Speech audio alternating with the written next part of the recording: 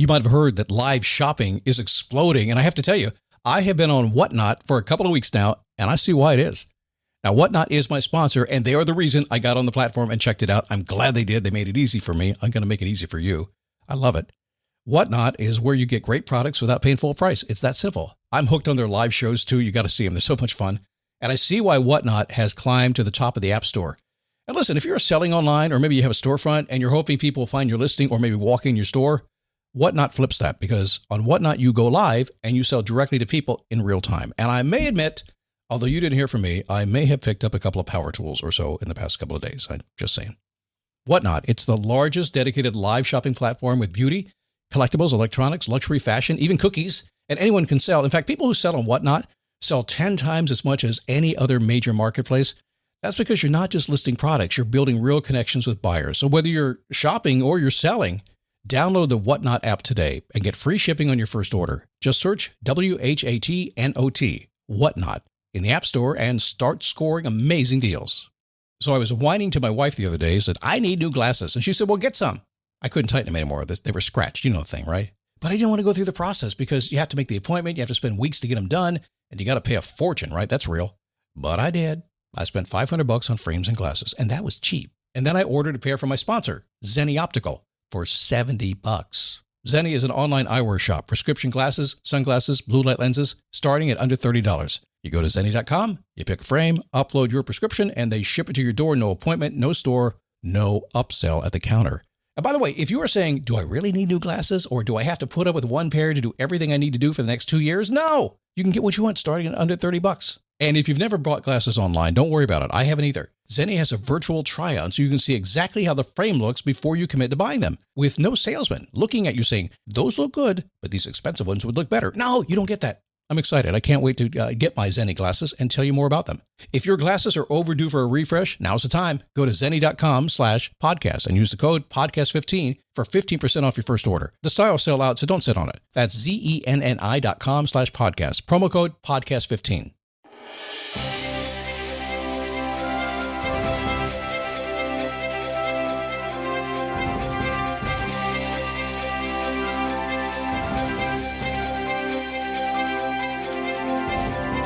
How are you? Happy Tuesday. Man, I'm pumped up today. Hang on. It is going to be a fun ride today, I am sure. We're talking about dogs. I like dogs. I have a lot of knowledge about dogs. Some people have called me a dog. Sometimes I've deserved to be called a dog. Never been a bounty hunter, though. But we're going to talk about regular dogs today. Actually, very superior dogs, competitive dogs, and the lessons you can learn about success and being a champion if you pay attention to dogs and you have a choice of what kind of champion you want to be. And we'll talk about that as we get in the show. I'll see if I can keep my thoughts straight on this. It gets a little challenging, but as usual, if you listen to the Daily Boost podcast and me, Scott Smith, you will figure out that I will somehow, some way take this thing I have called Scott Logic, throw out 15 different storylines, and at the end of the show, it will come together and you go, oh, that's what he was talking about. My God, that's insightful.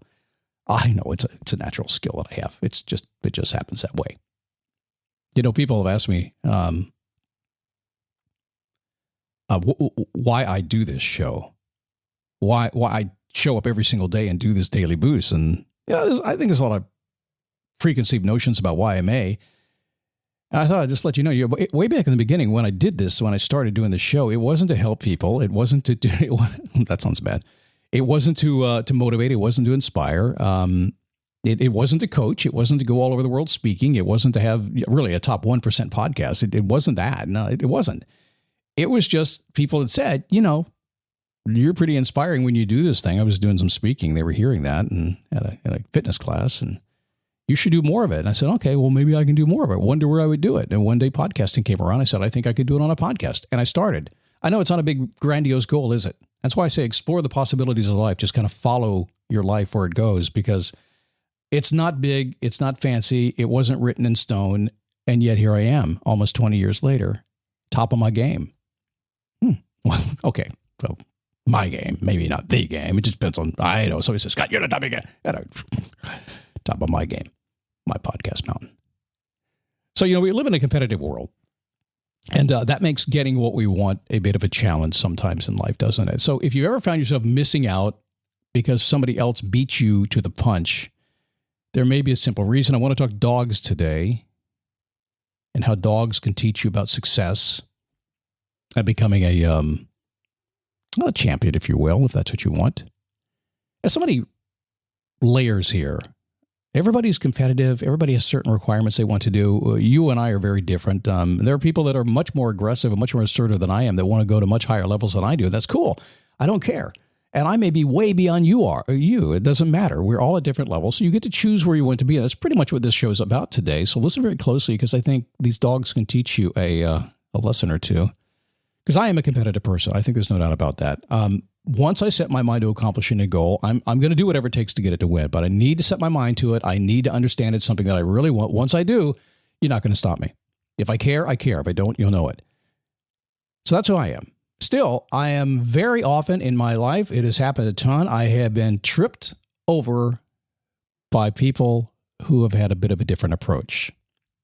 Not quite as competitive as me, didn't have the quality goals about what I wanted to do. I have pretty high standards and things I like to do. I'm very competitive. I want to be top of the podium every single time, but oftentimes I have not been because of other people who should not have been at top of the podium. And the only reason they got there was because I tripped. So when I decided to enter the dog agility world, it's an interesting world. If you ever do that, you've seen them where the dogs do the obstacle courses on television. I've done that with my dog, got a couple of championships on him now. And what people don't understand is you're working with the dog. You're working with the dog. So I'm thinking, I'm just going to go run the course and win. That's what I'm going to do. But then Levi has his own ideas too. But I met a friend during this process. Great friend, great dog. That reminded me of a very essential mindset. And it just depends on where you are with things in this. So keep this in mind when you want to go out and slay the world, all right? His name is Jaxon. He's an Australian Shepherd. He's a cute little dog. He's a great competitor. He's incredibly consistent in his performance. I've never seen a dog more consistent. A dog go out for an entire weekend, run 15 or 16 times, and every single time run it perfectly and qualify. He might not get a ribbon. He might not take first, but he's going to get a qualification, what they call it in the agility world, so he can actually move toward his championship. He's going to get it. He runs for the queue, as we say. I never run for the queue. I don't run just to qualify, ever. Unless I'm assuming if I were going to run the Daytona 500, I might run to qualify the day before so I can get in the race. I might do that, just get in the race. Okay, but when I get in the race, I'm going to win. Every time my dog Levi and I compete against Jaxon, guess what happens? We know going in the door, and I'll look at Levi, Levi, settle down, man. We're gonna run against Jaxon this time. So settle down, man, because he's going to beat us if we don't settle down. I know it. It's our game to lose because, see, Jaxon is not faster. He's not more talented. He doesn't work harder. He's not more gifted in any possible way. He is slower. He's clumsy. He prefers play over work. He doesn't get serious or stuffy. He never does that. He doesn't get the game face on. No. Win or lose, he's always there to celebrate. Usually by taking a nap. Now, I love the attitude, and I certainly try to keep it there myself, but sometimes that competitive thing gets in there. You're like, wow, right? And you have to be, I think, sometimes, but try to enjoy the game along the way. But my dog, Levi, he has really flashy moves. He's a very high drive. He's an Australian Shepherd you got to hang on to. You put a saddle on him, have some fun. He runs fast. He wins lots of blue ribbons before he gets to take his nap, if he ever takes a nap, because he doesn't do that. He's like, let's run again. Let's go. He also crashes and burns far more often, leaving Jaxon with the prize. But not always. See, Jaxon has chosen, and his handler has chosen to be consistent, to run for the queue, to do what it takes just to get by, to be in the game, and add those queues up till they get their championship. He doesn't really care. I'm wired differently. Levi is fast to be consistent. If we choose to care, we do it, and we put a little bit of a discipline in there because we consistently practice. We consistently put our performance together. We aim for a very, very high level. Without discipline, you're not going to get that. But when you get that consistency in yourself and you're willing to take a chance and go for the goal, that's what makes a champion. And that's where I go to. So this, to me, is a choice. This is a choice that you get to choose every single day, whether it's in dog agility or whatever you do for fun or your job or your relationship or whatever. You get to choose it. You get to choose, okay, do I just kind of want to go along with the game and qualify through life? Or am I going to go for the blue ribbon, take the prize, be the champion, and that's it? And in this day and age, I got to tell you, people will complain about you going for the prize and being competitive and being the champion. They'll complain right up until you are. And then when you are, they'll celebrate you. Why? Because people have chosen to take the safer, consistent qualification route along the way. They've chosen to do that, maybe because they don't have the ability to go for the championship. Maybe, or maybe it's just who they are. It doesn't matter. They will be jealous as you do what you do. They will not be as friendly to you as you like them to be. It's not going to happen. But when you get on top of that podium, you will be the champion. You better darn well enjoy it, because you know what? You probably fell and crashed and burned more than anybody else on your way to the top, but now you're at the top and people will celebrate you for it. So choose your path as a dog or as a person. Decide what you want. If you're going to go for it, your game is higher. If you want to dominate and excel, if you want to be there, hang on for the ride. I got news for you. 80% of the world are mediocre. They're not going to go higher than that. The 20% above that, yeah, they're pretty cool. But the 5% or the 1%, that's where you want to be. If that's who you want to be, then go for it. But expect that nobody is really going to appreciate what you've done to get there until you get there. And then, even then, some of them will say, they were kind of lucky. They could train more than I could train, or he could afford a better dog or something. And they'll say all that stuff. Doesn't matter. Most people will celebrate your victories.